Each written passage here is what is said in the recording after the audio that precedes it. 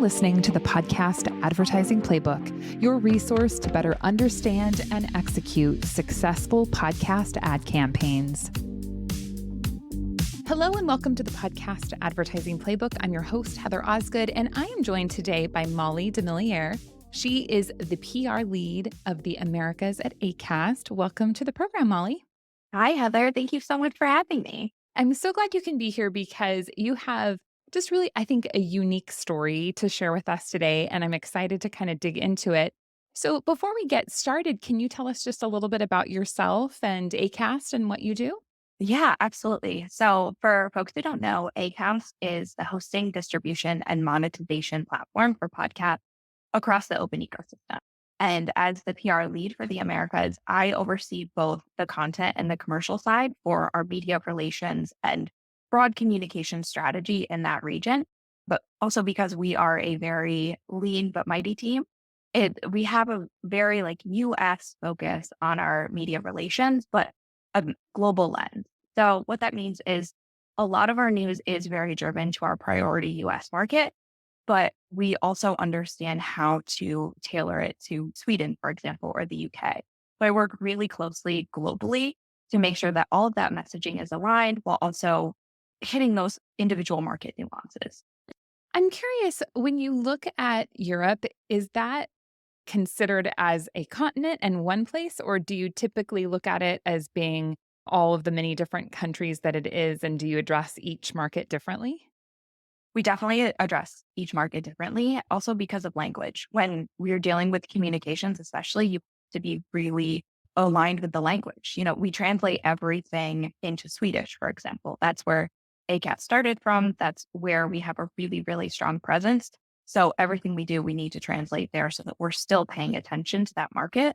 And then we're also a really big brand in France. So we then translate everything to French, and we have to speak colloquially to those people. And I don't speak Swedish. I don't speak French. I know how to create broad communications and then just guide my team there on how to best speak to their markets the way that they know Yeah. I was going to ask if you spoke Swedish now that you've been working so closely with ACAST. That sounds like it would be a how. hard language to learn. Yeah, funny enough, I actually have an aunt who lived in Sweden, so I know a few words Oh, here and there. I cannot get by and much, but I do pick up a couple of things here. nice, nice. Well, we're going to be talking a lot about PR today since that is your specialty. And before we go any deeper, I would love to have you just define PR for us. I feel like I've been in advertising my whole career and everyone defines it so differently. So I'm just curious what your definition is. They absolutely do define it very differently. And I've seen this throughout my career. I started before Acast, I was on the agency side of things. And I saw, especially really young startup companies that had no idea what PR was. So they also didn't know what they were buying when they hired a PR agency, which is a huge problem. At Mm, best, I think a lot of people see it as just getting a bunch of what I call pitching mules, that it's like all they want you to do is just blast out emails that could be automated and at this point probably are automated without any sort of real strategy behind it or personalization. And then at the absolute worst is the people who just know PR from TV shows like Sex and the City and the Samantha Jones character. And in grad school, I actually had classmates who said that they got into PR because they wanted to host parties and, drink Cosmos in the Hamptons. And every professor just collapsed every time they heard that. But what PR really is strategic corporate communications and media relations. And I think relations is such an important word there because it's building those strong relationships with reporters. We at ACAST, we spend so much time just getting to know the reporters and especially the trade press who we're talking to on almost a daily basis and reading everything that they're writing. So we actually know them on a very personal level, but we understand the way that they're thinking so that we can also anticipate the questions that they're going to have, the conversations that they're having in the broader industry, and where we can fit into that. yeah. I think that you and I have had some time to talk. And for me, just thinking about it from that perspective, I think makes so much sense because really ultimately it is about creating relationships with the media so that when they need information or when they have something that they want to share, that you can be part of that conversation. And you really can only do that if you already have those pre existing relationships. I mean, yes, Mhm. of course, there is the chance that if you send something in, people are going to just publish it because they need something, or maybe it just happens to be something that strikes their interest. But having those pre-existing relationships so that you can be there, and also being in constant contact with people and letting them know what's going on in your organization. All of those elements, I think, are really the pieces that come together to create a strong PR approach, is what it seems like. Yeah, absolutely. And I think even those like quick hits when they're trying to fill space, when you understand the way that they're building their business and doing their job, you understand how to get those quick hits in. Like, for example, Chris at Inside Podcasting. I know that he's always looking for stuff on like a Tuesday or a Wednesday for his Thursday newsletter. So that's when I send him things. In getting coffees with Ashley Carmen, I know exactly the times that she's looking to get things for her Thursday newsletter, the day that she's starting to write it. Mhm. So it's those little nuances of just having those relationships that you're like, okay, well, this might not be a monster story, but we might be able to get a little bit of love for it just because I understand how people work. Yeah, yeah, absolutely. So you obviously have a great understanding of PR. How did you get into podcasting? So I actually got into podcasting by podcasting, which is a little bit of a backwards move. I hadn't really listened to podcasts before I started. I'd say this is going on 4 or 5 years ago at this point. I was living in New York in a little apartment with a bunch of stand-up comedians that definitely was not enough, what the city would define as bedrooms. And so many people could be there.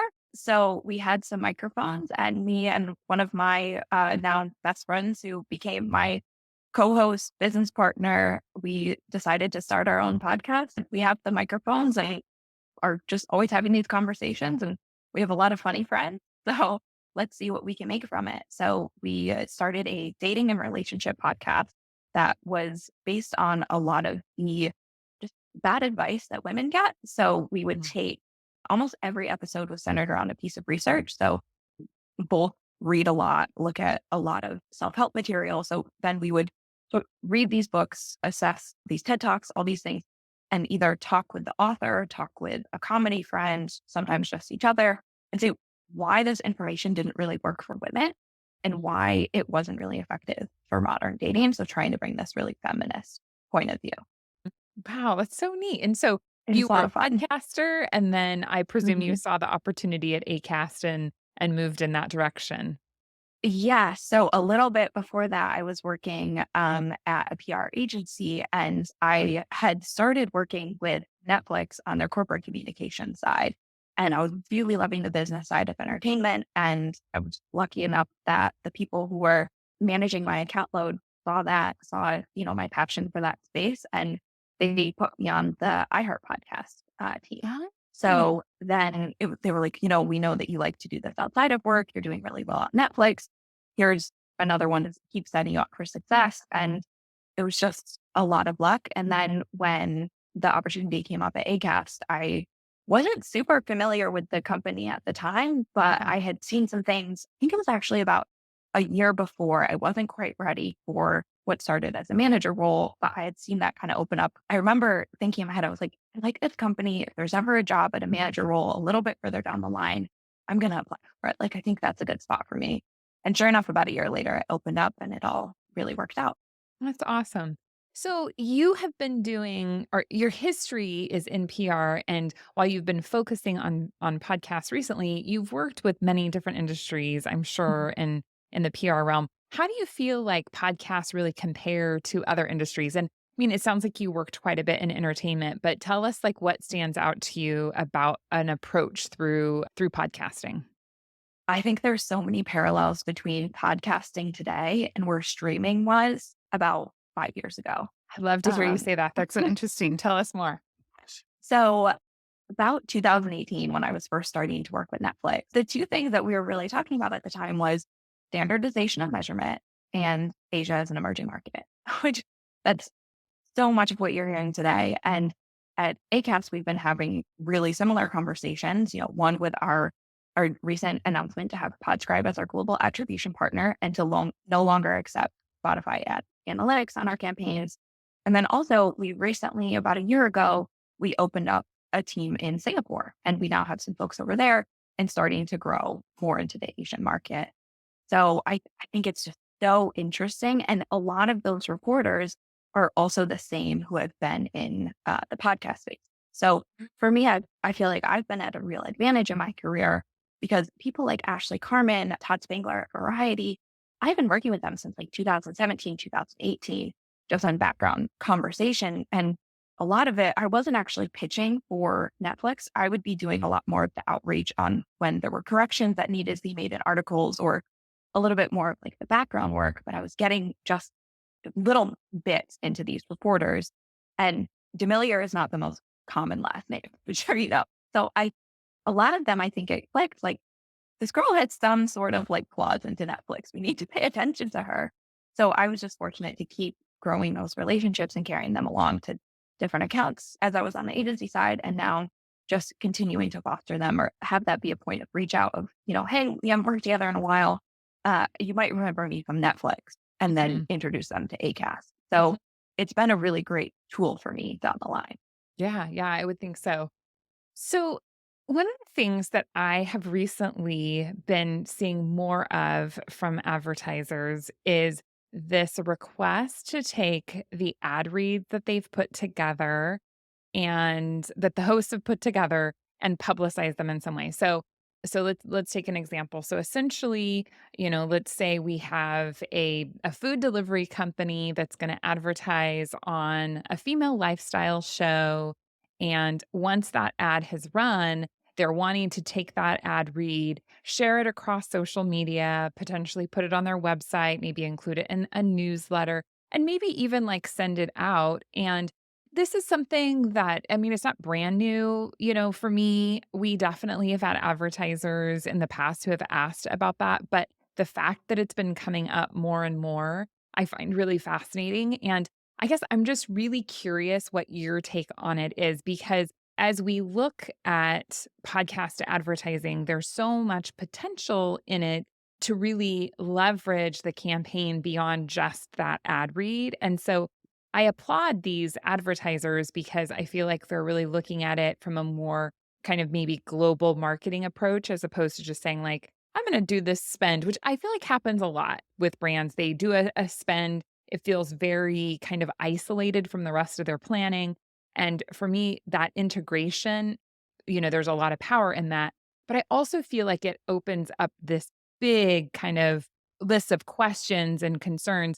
They're obviously paying for this, right? It's not like, if you pay Conan O'Brien to do an ad read for you, you can't really take Conan O'Brien's name and put it on your website and be like, Conan O'Brien endorsed my product. He loves us. He eats us all the time. Like, that doesn't really work, right? And I mean, it is sponsored content. So I would love to just talk a little bit about this concept and what advertisers are doing, but also how can advertisers leverage their podcast ad campaigns and what should they be doing?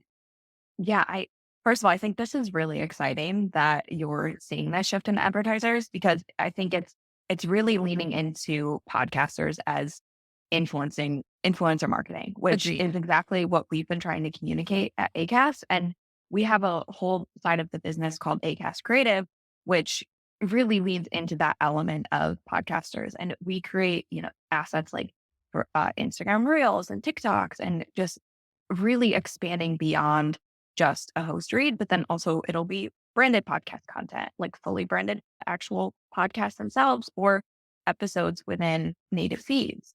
But what I love about this as a PR person and some of the speed bumps that I've come into is a lot of brands I found have been very cagey to talk about the host read campaigns that they've done, which kind of blows my mind because I'm also like, well, this is public. It's out there. Like if you're listening to a podcast, they're gonna say, like, I love XYZ food brand.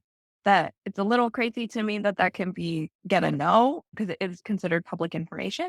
So I think seeing them lean into this and want it to be on other feeds is now opening up that conversation to be had more broadly about podcasting as an effective influencer marketing strategy.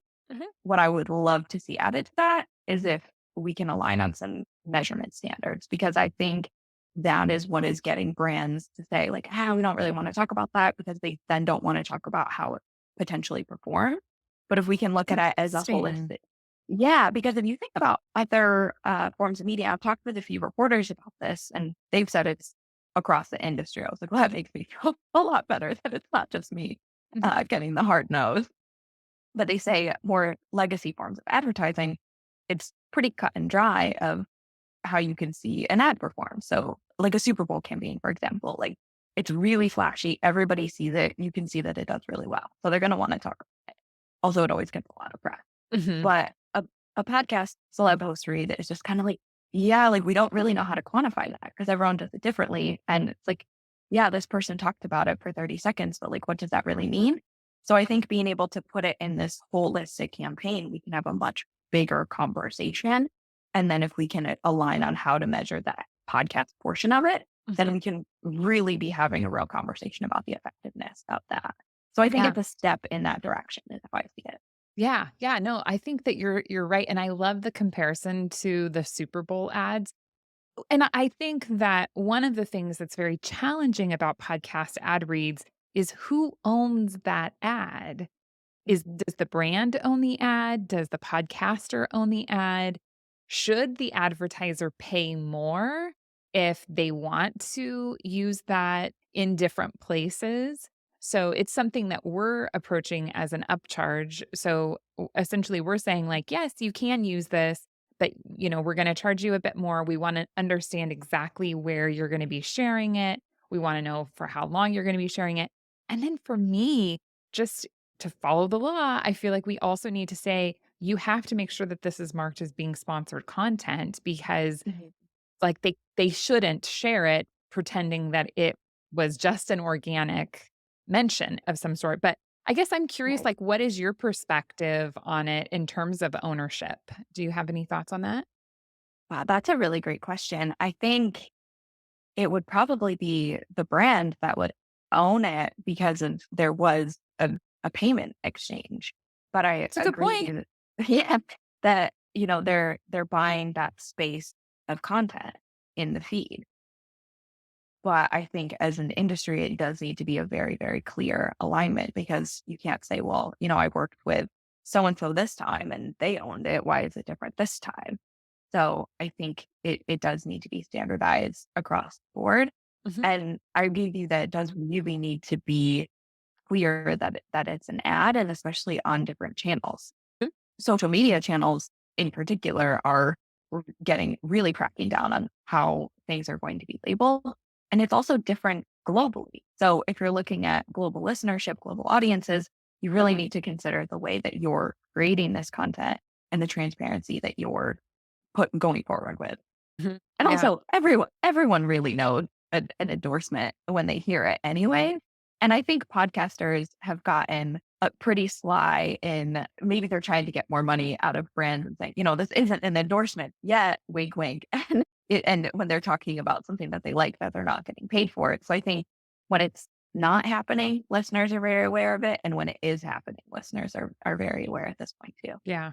I feel like I don't know if you've noticed this, but I don't know, 6, 10 years ago, anytime someone mentioned a product, they never talked about whether or not it was a sponsorship. And, I mean, obviously, we all remember the days of like, oh, I'm going to send you this product to like a blogger, and the blogger would all of a sudden write all these great articles about this new cookware set they got or whatever. Right. And I remember when all that first started happening, thinking, what a genius idea. These bloggers like get all of this free product and all they have to do is write this cool article. And I just thought it was like a genius concept. But now here we are. And I feel like now when I hear people talk about products, so often they'll say, and this isn't an ad. Just so you know, I really love this product and it's not an ad.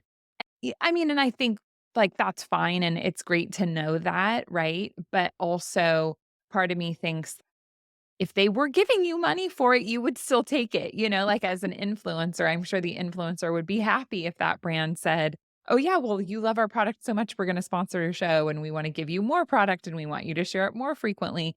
So I do think that there is this kind of balance, that we have to find within the influencer space where where people are talking about products and we want it to be as organic as possible, but we also don't I guess I don't ever want us to talk down to the paid placements because there's a reason that we do paid placements, right? And it's because they can be extremely effective. We can Mhm. get the exposure for brands that we want to get in a more calculated way that is something that the brand is really managing as opposed to just somebody talking about your product because you don't know what they're going to say about your product if they're just talking about it in a truly organic way. Right. And so I think the cynic in me says Mhm. that a lot of podcasters do that because they know how the back end game works, that Mhm. they hope either a salesperson, manager for their podcast, someone hears them say, I love HelloFresh. And then all of a sudden they're going to get a bunch of HelloFresh samples, a bunch of HelloFresh money, sort of scoop that stuff up because I think people do kind of know how the game works at this point. But yeah, it's so interesting where that endorsement is going. Yeah, yeah, it really is. We'll have to definitely keep an eye. And, for me, it's just like, oh, one other thing in the podcast space that isn't standardized that we really don't have like a shared approach to perhaps as an industry. But I mean, I think it's great. And I'm curious, what are some other things that you think advertisers should or could be doing, maybe either in conjunction with an ad campaign or after an ad campaign to really capitalize on it? Yeah, that's a great question. I think one thing that we're really trying to push forward with our advertisers is to create this bigger story around the ad campaigns that they are doing, especially those really big moment campaigns. We're working on one right now that it will be coming out. It'll have just come out once this episode's released. It's on Hispanic Heritage Month, and it's this really, really beautiful campaign about Hispanic women and their journey in hair care and understanding how to get the right products to make their hair look really healthy and to feel beautiful. And it's just amazing, beautifully done campaign from Acast Creative, and just getting brands to talk about the story in the ads that they're doing is something that I think will resonate a lot with audiences instead of just saying, yeah, we ran this ad, it performed, let's move on to the next thing. So it's something that we're really trying to focus on because effective advertising is this bigger brand storytelling, whether it's, a really big brand creative like that I just said, or if it's these, small 30-second dynamically inserted. Like there's some element of story in there. So what is it that you're trying to tell as a brand? And then Yeah, 'cause yeah. there's also a reason behind that story that you're selecting the podcasters or the audiences that at Acast, we're extremely audience first. Mhm. So it's not always just the podcasters that we want to target.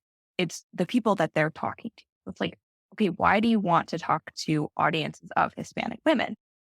Because you're going for this campaign about how to feel beautiful in your own journey in hair care and to feel accepted in that way. I love that. I absolutely love that. And for me, there's a couple of things that you said in there that I think are really important. First, it's all about the audience, right? I mean, the host is just really kind of the vehicle to get the message out. And yes, Mhm. of course, it's about the host in the respect that you want to make sure that you're connecting with the host as a brand because that moment that you have that connection, then there is that ability to really have the host endorse your product well, to speak about your product in a really authentic way. So that piece is really important, but ultimately it's not about the host, it's about the audience. So Mhm. I love that that is your approach because that's the goal is to get out in front of the audience. But that also I think really dovetails into the idea of creative and how we're approaching creative. And I still think that creative is so underlooked in podcasting. It Yeah. doesn't even feel to me like, I mean, obviously, you guys have a creative team at Acast. And I am sure, like, if we went through the bigger, like the iHearts and, some of the bigger podcast companies, of course, they have creative departments, but that's the very top, right? And then it kind of Mhm. goes down from there. And my guess would be that if we were to survey 10 top creative agencies and say, "Hey, we want you to design a podcast ad campaign," they either maybe would have never done one before or have to really, think about how am I gonna start on this? Because it doesn't feel like it's something that people are doing. I would agree. And I also think there's the opposite extreme where it's sometimes the wrong brand want to go too big into brand creative. What I Ah, think at Acast, we have a few different models of how we do it. uh-huh. And our director of Acast Creative and executive producer, her name is Shantae Howell. She is absolutely brilliant and amazing at what she does. And one of the problems that she's really had to educate the market on is when you say brand creative, every brand is like, yeah, well, we'll just make a branded podcast. Well, are you actually going to be able to sustain it? Or is that the right message for what you're doing? Oh, that's so And funny. she, yeah, she has spearheaded two under ACAST that are absolutely phenomenal that everyone should go listen to. One is called Roundabout. It's by State Farm. And the other one is called Self from a startup financial company, also called Self Financial. But the thing that's really incredible about what she did there is all of the episodes are individual from podcasters from the Acast Creative Network. So it's not just spokespeople from the brand talking about the brand. It's Right. storytelling that the brand is just a part of the conversation on. Mhm. So it's really, really enjoyable podcast to do that I think is so important instead of like, okay, how do we tell a State Farm story? What story does State Farm fit into? Roundabout, it's road trips. And everyone has a really compelling road trip story from some point in their life. And in there, we have some really just amazing soundscaping that happens too that I just love. Like, I think travel and cars specifically give so much just beautiful audio Mhm. to just the sound of the road, the sound of engines, everything around you. It's just like a really, really beautiful creative production. That's awesome. And I think that you really kind of have hit the nail on the head. I'm not saying there's anything wrong with branded podcasts. I think, as you've mentioned, when they're done well, they can be amazing. I think that if you are a relatively like mid to large size company, you should have a podcast. It's in terms of like the production of a podcast, it's really not all that difficult. I think, as you mentioned, it's obviously super important that you're not creating a podcast that's just a 30-minute advertisement, right? No one wants to listen to Mhm. that. So you do the creative piece, I think, for branded podcasts is crucial. And there are so many great branded podcast production companies out there who can really be super helpful. I think corporations should all have podcasts personally. But then, like, Yeah. as you mentioned, like, that's kind of the pinnacle for me, right? Is like, Mhm. we're going to have our own show, but then what are we looking at from an advertising perspective, Mhm. right? And how are we creating our entire campaign? And for me, it reaches over, it's all of the elements, right? We're going to create this very orchestrated message about who we are as an organization and our marketing approach overall from A to Z should be all encompassing of this messaging and podcasts should just fit in there. And I feel that too often podcasts still feel like a real just add-on and afterthought. And Uh-huh.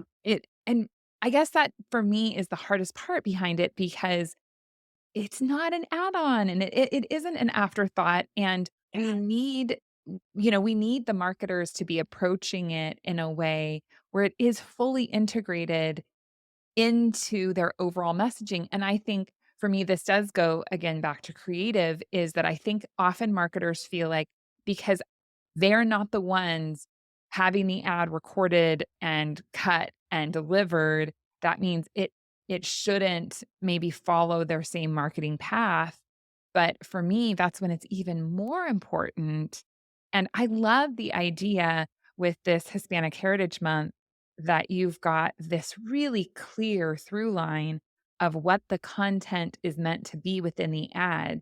And it's obviously all leading back, I presume, to a care product company. Yeah. And like, but what a great way to tell a story instead of just run an ad. And my guess is that they're not just doing that approach in podcasting. They're probably doing that approach in other Mhm. places as well. Yeah, absolutely. I think there's so many creative ways to get these ads out there. We also work with the Higher Ground Company, Mm, and they're just the Obama's Higher Ground Company for folks who don't okay. know. And they're just the masters of storytelling. And we've started to work with them on sort of what's going back to like this influencer marketing concept, using those podcasters as influencers for the brand and bringing in social media on top of it. So we currently have a show that we produce with them called Your Mama's Kitchen, and it's with Michelle Norris, who is formerly from NPR, All Things Considered. So a massive audience. Yes. And what she does on her show is she brings in her celebrity friends, tastemakers, just people from all over who are well known to talk about their mother's kitchen and sort of the memories they have from that time. And so the conversation can really just run the gambit. But it's sponsored by an alcohol brand. And within that, we have what at Acast we call sponsored stories. So it's about a 4 minute long segment that's individualized to each episode. And then on top of that, we on social media then put out a recipe with that alcohol brand from that guest who was on the show that week. And it's just completely unique, somehow will align to their story within the episode. And it's this 4 minute long segment. It's the sponsorship at the top of the show. It's social media.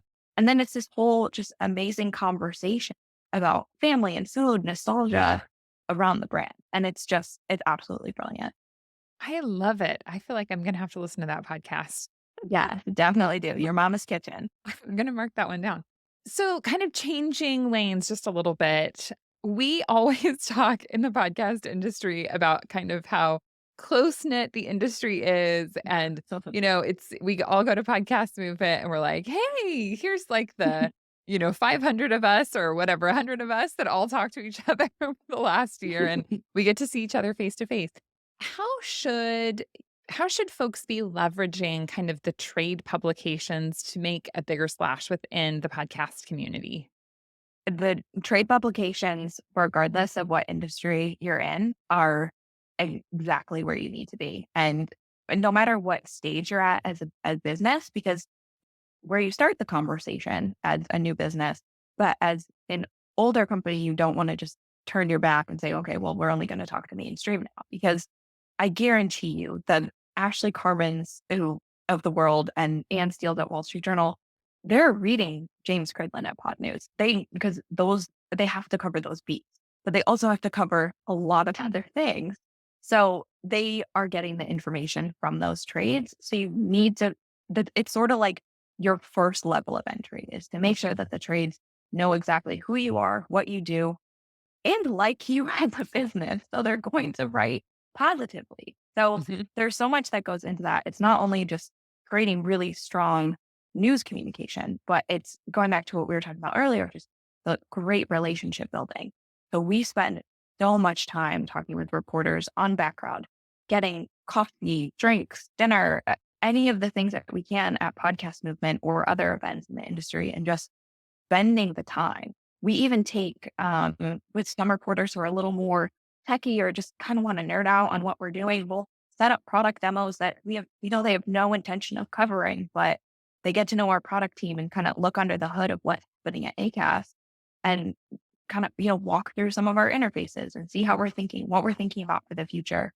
And it's invaluable. And I think I've been at Acast now for a little over 2 years, and I was really fortunate to walk into a really strong trade press relationship, and it has just continued to grow. That this was the first year at Podcast Movement. I had trade press reaching out to me for meetings. I was like, oh my gosh, like I need to start booking up my calendar for weeks and weeks in advance. But it was just really amazing to see that now, because of all of that hard work from the entire global team, ACAST is seen as someone that they need to talk to. They need to understand what's happening to then understand the broader industry. Mm. Love it. Love it. I feel like that is all just so important and there's so many levels, but really I think that the trade publications are incredibly helpful. So if you are a brand that is trying to break into podcast advertising or try to understand podcast advertising or even just the entire kind of ecosphere here, I think really getting dialed into some of those is super helpful. So I Mhm. know I guess I'm curious, Molly, not to put you on the spot, but like because I know you really shouldn't have favorites as a PR person, but, like, if somebody has not really cracked into any of the podcast trade publications, where do you think they should start? Oh, I love them all equally. I kind of feel like a mother with her children. Yes, I'm sure. But I would say, I think James Cridlin at Pod News and Sam Seffy, who is his co-host on the Pod News Weekly Review, they, in a lot of folks' eyes, I think really are just like the first line of defense when it comes to all news. If Pod News is covering it, the majority of the other trades will. I would say the one who I have really enjoyed getting to spend time getting to know, but then also educate on what we're doing in our business model and has helped actually inform later some of our business narratives has been Frank Sachs at Inside Radio and Podcast News Daily. He is a old, a traditional radio reporter. So he still likes to take an interview. He likes to ask questions and Q&As. So it helps you add a little bit more than just the standard press release into the conversation that you're trying to set. Brad Hill at Rain News, he's the one who likes a little bit more of that techier side. Mhm. And he would love a product demo, get to see a little bit more of what's going on. And of course, Brian Barletta at Sounds Profitable. I feel like he knows everyone in the industry and he can make every connection possible. And his team is also growing up really, really gotten to work well with Manuela and Gavin on his team now. And they're just, I feel like by this time next year, we're going to be seeing a totally different version of Sounds Profitable and the type of work that they're covering. So I think it's important to see where folks are headed. I think sorry, I could talk about this forever, but Alyssa Myers is a really great example of that. She's over at Marketing Brew, which for Acast, the Yes, B2B business. Yes, I love yes. Alyssa. I actually started working with her 100 years ago Well, when how long I has was marketing brew been going on? Forever, right? no, so Morning Brew has been around for longer, but Phoebe Okay. Bain started, who is at Ad Age now. She started Marketing Brew. I would just say not that long ago, 2017, 2018. Oh, really? Yeah. So So maybe that's I'm thinking of morning brew then. yeah, it's the parent company. But Alyssa started, I want to say around 2017, 2018, about that time as a fellow just out of college at Business Insider. And that's when I was just starting the iHeartBeat. And I was like, I don't know what this podcasting thing is. So then I started working a little bit with Alyssa, and I feel like we kind of grew there. I was like, this girl knows what she's talking about. So I just absorbed everything she was doing. And then very slowly she started to move over and now she's in a really great spot. And for a long time was predominantly covering audio at Marketing Group, which was huge for getting Acast B2B narrative out there. So it's the media landscape is always changing. Mhm. But so if a reporter leaves, do not think that is a loss. They are going somewhere else and it Yep. might be even better. Yeah. I think Ashley Carmen, who I've mentioned a million times on this, is I started working with her at a similar time that I started working with Alyssa when she was at The Verge covering audio tech very broadly. And Nick Quab is still doing Hot Pod. So, I mean, podcasting was just a very rare, you could tell it was an interest of hers. And then all of a sudden she went to Bloomberg. I was like, oh, Right. this is better than Christmas for me. I was so excited that day. So it's, relationships can change and sometimes for the better. And then when someone new comes in, that's just now it's two publications that you have a relationship with. Right, right, right. Absolutely, totally. The other thing too that I think is really important that you mentioned is that what is so cool about the podcast space is that we have these very specific kind of niche trade publications, which are terrific. But what we're seeing is like we've just talking about with Marketing Brew and Bloomberg, like these much bigger publications, even The Verge, like they're starting to, and maybe starting is the wrong word because they've been doing it for a while, but I mean, they all have these audio and now leaning podcast writers. And so like as we're talking about a campaign, even being able to send a press release out to these publications and say, hey, this is what we're doing with our campaign. This is how we're approaching it. I mean, that is just really great information for those publications. So it doesn't even necessarily have to be trade specific within like our micro ecosphere. It could be even larger, but still within that podcast audio space. So there's just a lot of Mhm. opportunity in there for brands to really capitalize on getting more coverage beyond just the ads that they're purchasing or the podcast Absolutely. that they're producing, their branded podcast. Yes. Yeah. And one thing that I'm working on is sort of a phase two of our strategy now that we've really developed this trade relationship and we're confident in the coverage that we're getting there and the understanding of our narrative Mhm. is now looking at as a B2B business that Acast is, our focus is more of this advertising side. So it's what are what did that landscape fully look like? And I've actually noticed that there's a lot of reporters who are covering not just advertising, but like niches within advertising. Of there's ones who are just covering the direct to consumer brands. So it do you have a campaign that fits in that niche? Because yeah, that reporter might not be covering podcasting, so you might not think about it immediately, but they are covering the type of brand that you are. So how can you back your way into that? And we have a really strong research brand at Acast. So that's somewhere that we run very specialized research reports. And then we look and see where else it can fit into the market. Or if we're able to get brand approval on some campaigns to speak about, we'll also, just send them specifically like this. Here's this case study. Would you like to talk about it? Which, as I said before, is a little bit more challenging to get the approvals on, but it's something that we're slowly starting to see happen. And I think the more we're able to be successful with it, the more that brands are going to want to have those opportunities. So it's just a little bit of like, you need that first big break to really get in there. Yeah, yeah, absolutely. Well, Molly, thank you so much for being on the show today. It's been a great conversation. If people want to connect with you, where can they find you? I am on LinkedIn, just slash Molly DeMellier. Awesome. Well, thanks for being on the show. Yeah, thank you so much for having me. This was great. Thank you for listening. I hope that you have enjoyed this conversation as much as I have. I haven't talked a ton about PR on the show, so I feel like I got a ton of great ideas today. I hope you did as well, and I encourage you to go and implement them. And if you have not checked out my YouTube channel yet, please head on over to YouTube, search Heather Osgood Podcast Advertising Playbook, and check out our videos there. Thanks so much, and we'll catch you again next time.